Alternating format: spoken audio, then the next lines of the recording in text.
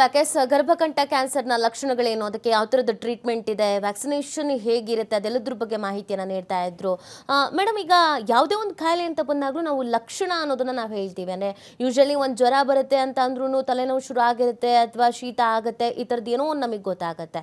But ಈ ಕಾಯಿಲೆಯಲ್ಲಿ ನಮಗೆ ಸ್ವಲ್ಪನೂ ಲಕ್ಷಣಗಳು ಗೊತ್ತಾಗೋದೇ ಇಲ್ವಾ? ಒಂದು ಥರ್ಡ್ ಸ್ಟೇಜ್ ಅಥವಾ ಸೆಕೆಂಡ್ ಸ್ಟೇಜ್ ಅಂತ ಬಂದಾಗಲಾದ್ರೂ ಲಕ್ಷಣಗಳು ಗೊತ್ತಾಗುತ್ತಾ, ಹೇಗೆ ಅಂತ ಮ್ಯಾಮ್?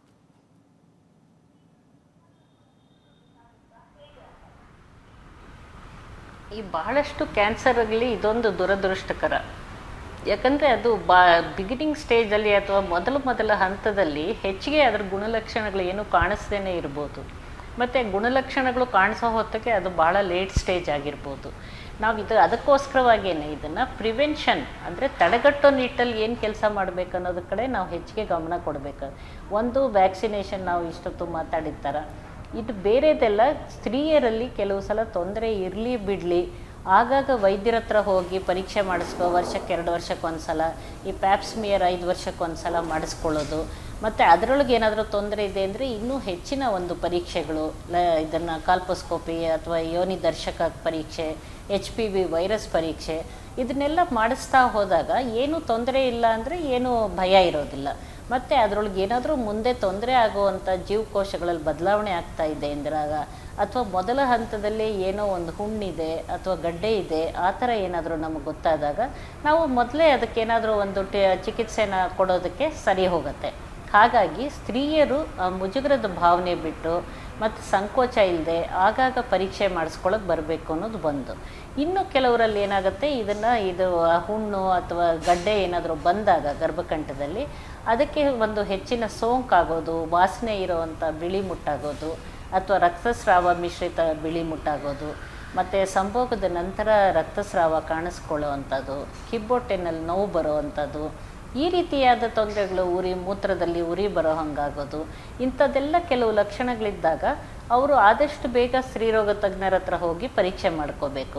ಯಾಕಂದರೆ ಕೆಲವು ಸಲ ನಾವು ಹಳ್ಳಿಗಳಲ್ಲಿ ನೋಡಿದಾಗ ಅವಿದ್ಯಾವಂತರಲ್ಲಿ, ಆ ಥರ ಕೆಲಸದ ವ್ಯಕ್ತಿಗಳು ಏನೋ ಇದೆ, ಇವತ್ತು ಹೋಗೋಣ ನಾಳೆ ಹೋಗೋಣ ಅಂತ, ಅಥವಾ ಯಾವ ವೈದ್ಯರ ಹತ್ರ ಹೋಗೋದು, ಹೇಗೆ ಹೋಗೋದು, ಅದಕ್ಕೇನೋ ದುಡ್ಡು ಕಾಸು ಖರ್ಚಾಗುತ್ತಾ, ಅದು ಇದು ಯೋಚನೆ ಮಾಡಿಕೊಂಡು ವೈದ್ಯರ ಹತ್ರ ಬರೋದೇ ಇಲ್ಲ. ಇಂಥವರಲ್ಲಿ ಏನಾಗುತ್ತೆ, ಅದನ್ನು ಕಂಡುಹಿಡಿಯೋ ಹೊತ್ತಿಗೆ ಭಾಳ ಲೇಟ್ ಸ್ಟೇಜ್ ಆಗೋಗಿರ್ಬೋದು. ಹಾಗಾಗಿ ಎಲ್ಲ ಸ್ತ್ರೀಯರಲ್ಲೂ ಇದು ಒಂದು ಅರಿವು ಮೂಡಿಸ್ಕೋಬೇಕು. ಆಗಾಗ ನಮಗೇನು ತೊಂದರೆ ಇಲ್ಲದೆ ಇದ್ದರೂ ಹೋಗಿ ಪರೀಕ್ಷೆ ಮಾಡಿಸ್ಕೊಳ್ಬೇಕು ಅಂತ ಸ್ಕ್ರೀನಿಂಗ್ ಮೆಥಡ್ಸು, ಈ ಹೆಲ್ತ್ ಕ್ಯಾಂಪುಗಳೆಲ್ಲ ಮಾಡಿದಾಗ ಎಷ್ಟೋ ಜನಕ್ಕೆ 1,000 ಜನನ ನಾವು ಲೇಡೀಸ್ನ ನೋಡಿದಾಗ ಅದರೊಳಗೆ ಒಂದು 10-20 ಜನಕ್ಕೋಸ್ಕರದಾದರೂ ಏನಾದರೂ ಒಂದು ತೊಂದರೆ ಇರೋವಂಥದ್ದು ಲಕ್ಷಣಗಳು ನಮಗೆ ಕಾಣಿಸುತ್ತೆ. ಅವರಿಗೆ ಮತ್ತೆ ಪರೀಕ್ಷೆ ಮಾಡಿ ಯಾವುದಾದ್ರೂ ಅಕಸ್ಮಾತ್ ಕ್ಯಾನ್ಸರ್ ಇದೆಯಾ ಅಂತ ನೋಡೋಕ್ಕೆ, ಇಂಥದ್ರದ್ದೆಲ್ಲ ಅವರು ಉಪಯೋಗ ಮಾಡ್ಕೋಬೇಕು ಸ್ತ್ರೀಯರು. ಅದು ಕೂಡ ಬಹಳ ಮುಖ್ಯ ಆಗುತ್ತೆ.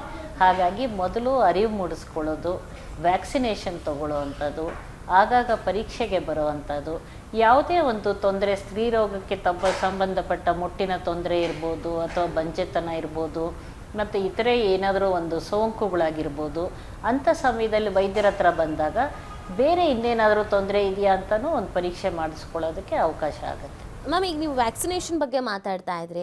ಯೂಶಲಿ ನಾವು ವ್ಯಾಕ್ಸಿನೇಷನ್ ಅಂತ ಬಂದಾಗ ಅದು 3 months ಒನ್ಸ್ ತೊಗೋಬೇಕು ಅಥವಾ ಇಯರ್ಲಿ ಒನ್ಸ್ ತೊಗೋಬೇಕು, ಈ ಥರದ್ದು ನಾವು ನೋಡ್ತಾ ಇರ್ತೀವಿ ಅಥವಾ ಡಿವೈಡ್ ಮಾಡ್ತಾ ಇರ್ತೀವಿ. ಈ ಏಜಲ್ಲಿ ತೊಗೋಬೇಕು ಅಂತ ಅಂದರೆ ಬೇರೆ ಬೇರೆ ಕಾಯಿಲೆಗಳಿಗೆ ನೋಡಿದಾಗ ಇದರಲ್ಲೂ ಕೂಡ ವ್ಯಾಕ್ಸಿನೇಷನ್ಗೆ ಏನಾದರೂ ಟೈಮ್ ಅಥವಾ ಡೇಟ್ ಈ ಥರ ಏನಾದರೂ ಇದೆಯಾ? ಇಷ್ಟು ವರ್ಷಕ್ಕೊಂದ್ಸತಿ ತೊಗೋಬೇಕು, 6 months ಒನ್ಸ್ ತೊಗೋಬೇಕು, ಹೇಗೆ ಅಂತ ಮ್ಯಾಮ್? ಇಲ್ಲ, ಒಂದು ಸಲ ಮಾತ್ರ ಕೊಡೋದು. ಈಗ ಚಿಕ್ಕ ವಯಸ್ಸಲ್ಲಿ ತೊಗೊಂಡಾಗ 2 ಡೋಸ್ ಸಾಕು. ಈಗ ತೊಗೊಂಡ್ಮೇಲೆ 6 ತಿಂಗಳು ಬಿಟ್ಟು ಮತ್ತೊಂದು ಡೋಸ್ ತೊಗೋಬೇಕಂತ. ಮತ್ತು ಹೊಸ ಇದು ರಿಸರ್ಚ್ಗಳು ಆಗ್ತಾ ಇದೆ. ಒಂದೇ ಒಂದು ಡೋಸ್ ಕೊಟ್ಟರು ಸಾಕಾಗುತ್ತೆ ಅನ್ನೋದು ರೀತಿಯಲ್ಲಿ ಕೂಡ ರಿಸರ್ಚ್ ಬರ್ತಾ ಇದೆ ಇವಾಗ. ಅದರಿಂದ WHO ಗೈಡ್ಲೈನ್ಸ್ ನಮಗೆ ಎಷ್ಟು ಡೋಸ್ ಕೊಡಬೇಕು, ಎಷ್ಟು ಅಂತರದಲ್ಲಿ ಕೊಡಬೇಕು ಅನ್ನೋದನ್ನು ಅವ್ರು ನಮಗೆ ಗೈಡ್ಲೈನ್ಸ್ ಕೊಡ್ತಾರೆ. ಈಗ ಚಿಕ್ಕ ವಯಸ್ಸಲ್ಲಾದರೆ 2 ಡೋಸ್ ಸಾಕಾಗುತ್ತೆ. ನಂತರದ ದಿನಗಳಲ್ಲಿ 15 ವರ್ಷದ ನಂತರ ಆದರೆ 3 ಡೋಸ್ ಬೇಕಾಗತ್ತೆ. ಆದ್ದರಿಂದ ಮೊದಲನೇ ಡೋಸು 1 ತಿಂಗಳು ಬಿಟ್ಟು ಇನ್ನೊಂದು, 6 ತಿಂಗಳು ಬಿಟ್ಟು ಇನ್ನೊಂದು ಡೋಸು, ಆ ಥರ ಪೂರ್ತಿ ವ್ಯಾಕ್ಸಿನೇಷನ್ ಸರಿಯಾಗಿ ತಗೊಂಡಾಗ ಅದರದ್ದು ಒಂದು ಸಫಲತೆ ನಿಮಗೆ ಜಾಸ್ತಿ ಕಾಣಿಸ್ಕೊಳ್ಳುತ್ತೆ. ಮತ್ತೆ ಪದೇ ತಗೊಳ್ಳೋ ಅಂಥ ಅವಶ್ಯಕತೆ ಏನೂ ಇರೋದಿಲ್ಲ ಒಂದು ಸಲ ತೊಗೊಂಡ್ಮೇಲೆ. ಓಕೆ, ಪದ್ಮಿನಿ ಮ್ಯಾಮ್, ನಾವೀಗ ಈಗ ಗ್ರಾಮೀಣ ಭಾಗದ ಹೆಣ್ಮಕ್ಳನ್ನ ನೋಡಿದಾಗ 3 to 5 ಡೇಸ್ ನಾರ್ಮಲ್ ಆಗಿ ಎಲ್ಲ ಹೆಣ್ಮಕ್ಳಿಗೂ ಪೀರಿಯಡ್ಸ್ ಆಗುತ್ತೆ, ಬ್ಲೀಡಿಂಗ್ ಆಗುತ್ತೆ. ಬಟ್ ಒಂದು 6 ಅಥವಾ 7 ಡೇಸ್ 8 ಡೇಸಿಗೆ ಹೋಯಿತು ಅಂತಂದರೆ ಇದೇನೋ ಬೇರೆ ಸಮಸ್ಯೆ ಇರ್ಬೋದು, ಥೈರಾಯ್ಡ್ ಇರ್ಬೋದು ಅಥವಾ PCOD ಸಮಸ್ಯೆ ಇರ್ಬೋದು, ಇಲ್ಲ ನನಗೆ ಯಾವಾಗಲೂ ಹೀಗೆ ಆಗ್ತಿತ್ತು ಅಂತ ಅವರೇ ಓನ್ ಆಗಿ ಮನೇಲೇ ಮದ್ದು ಮಾಡ್ಕೊಳ್ಳೋಕೆ ಶುರು ಮಾಡಿಬಿಡ್ತಾರೆ. ಸೊ ಆ ಥರ ನೆಗ್ಲೆಕ್ಟ್ ಮಾಡುವಂಥದ್ದು, ಹೆವಿ ಫ್ಲೋ ಅಥವಾ ನಿಗದಿತ ಡೇಗಿಂತ ಹೆಚ್ಚಿನ ಫ್ಲೋ ಎಲ್ಲ ಇದ್ದಾಗ ನಾವು ಯಾವ ರೀತಿಯಾಗಿ ಎಚ್ಚರಿಕೆನ ವಹಿಸಬೇಕಾಗುತ್ತೆ, ಇಮಿಡಿಯೇಟ್ ಆಗಿ ಡಾಕ್ಟರ್ಸ್ನ ಕಾಂಟ್ಯಾಕ್ಟ್ ಮಾಡೋದು ಎಷ್ಟು ಸೂಕ್ತ ಅಂತ ಈ ವಿಚಾರದಲ್ಲಿ?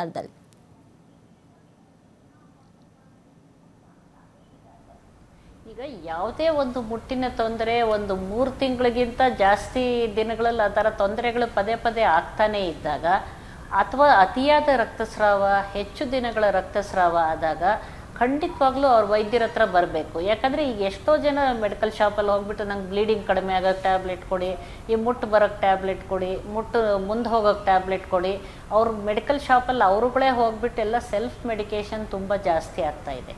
ಈ ರೀತಿ ಇದ್ದಾಗ ಏನಾಗುತ್ತೆ, ಎಷ್ಟೋ ವಿಷಯಗಳು ನಮಗೆ ಗಮನಕ್ಕೆ ಬರೋದಿಲ್ಲ ಅವರಲ್ಲಿ ಏನಾದರೂ ಸೀರಿಯಸ್ ತೊಂದರೆ ಇದ್ದರೆ. ಆದ್ದರಿಂದ ಎಲ್ಲೋ ಒಂದು ಸಲ ಏನೋ ಒಂದು ಟ್ಯಾಬ್ಲೆಟ್ ತೊಗೊಂಡೆ, ಸಣ್ಣ ಪುಟ್ಟ ಇದರೊಳಗೆ ಮಾಡಿಕೊಂಡೆ ಅಂತ ಹೇಳಿದರೆ ಬಿಟ್ಟರೆ, ಮತ್ತು ಪದೇ ಪದೇ ಅವ್ರಿಗೆ ತೊಂದರೆ ಕಾಣಿಸ್ಕೊಳ್ತಿದ್ದಾಗ ಆವಾಗ ಖಂಡಿತವಾಗ್ಲೂ ಅವ್ರು ಯಾವುದೇ ಸಂಕೋಚ ಮುಜುಗರ ಇಲ್ಲದೆ ವೈದ್ಯರ ಹತ್ರ ಬಂದು ಪರೀಕ್ಷೆ ಮಾಡಿಸ್ಕೋಬೋದು.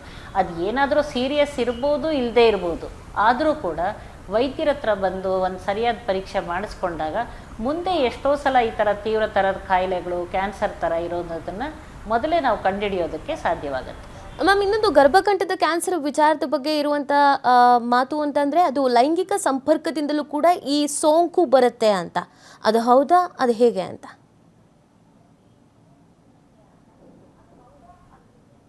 ಹೌದು, ಇವಾಗ HPV ಸೋಂಕು ಅದಾಗೋದು ಈ ಲೈಂಗಿಕ ಸಂಪರ್ಕದ ಸಮಯದಲ್ಲೇ HPV ಸೋಂಕು ಆಗೋದು. ಈ HPV ವೈರಸ್ ಅನ್ನೋದು ಬರೀ ಕ್ಯಾನ್ಸರ್ ಸರ್ವಿಕ್ಸ್ ಅಷ್ಟೇ ಮಾಡೋದಲ್ಲ, ಇದು ಇತರೆ ಕ್ಯಾನ್ಸರ್ಗಳನ್ನು ಕೂಡ ಮಾಡ್ಬೋದು. ಪುರುಷರಲ್ಲಿ ಕೂಡ ಜನನಾಂಗದ ಕ್ಯಾನ್ಸರ್, ಶಿಶ್ನದ ಕ್ಯಾನ್ಸರ್ ಆಗ್ಬೋದು, ಅದು ಮುಖಮೈಥುನ ಮಾಡ್ತಿದ್ರು ಓರಲ್ ಸೆಕ್ಸಿಂದ ಬಾಯಿನಲ್ಲಿ ಕೂಡ ಕ್ಯಾನ್ಸರ್ ಆಗ್ಬೋದು, ಮತ್ತು ಗುದದ್ವಾರದಲ್ಲಿ ಕ್ಯಾನ್ಸರ್ ಆಗ್ಬೋದು, ವಾರ್ಟ್ಸ್ ಆಗ್ಬೋದು. ಈ HPV ವೈರಸ್ಸಿಂದ ಬಹಳಷ್ಟು ಇನ್ನೂ ತೊಂದರೆಗಳು ಇದೆ. ಇದು ಕ್ಯಾನ್ಸರ್ ಸರ್ವಿಕ್ಸ್ ಅನ್ನೋದು ಒಂದು ಪ್ರಮುಖವಾದ ಕ್ಯಾನ್ಸರ್ ಅದು ಮಾಡುವಂಥದ್ದು. ಆದ್ದರಿಂದ ಯಾವುದೇ ಈ ಲೈಂಗಿಕ ಸಂಪರ್ಕದಿಂದಾನೇ ಬರೋವಂಥದ್ದು. ಇನ್ಫ್ಯಾಕ್ಟ್ ಇದು ವ್ಯಾಕ್ಸಿನೇಷನ್ನು ಹುಡುಗರಿಗೆ ಕೂಡ ವ್ಯಾಕ್ಸಿನೇಷನ್ ಕೊಟ್ಟರೆ ಒಳ್ಳೆಯದದು. ಯಾಕಂದರೆ ಅವರಿಂದ HPV ಸೋಂಕಿದ್ರೆ ಇವ್ರಿಗೆ ಅವರ ಹೆಂಡತಿಯರಿಗೆ ಅಥವಾ ಅವ್ರಿಗೆ ಮದುವೆ ಆದ ನಂತರ ಲೈಂಗಿಕ ಸಂಪರ್ಕದಿಂದ ಅವರಲ್ಲಿ ಸೋಂಕಾಗ್ದಂಗೆ ತಡೆಗಟ್ಟಬಹುದು. Fine, thank you ma'am, TV5 ಜೊತೆಗೆ ಮಾತನಾಡಿದ್ದಕ್ಕೆ.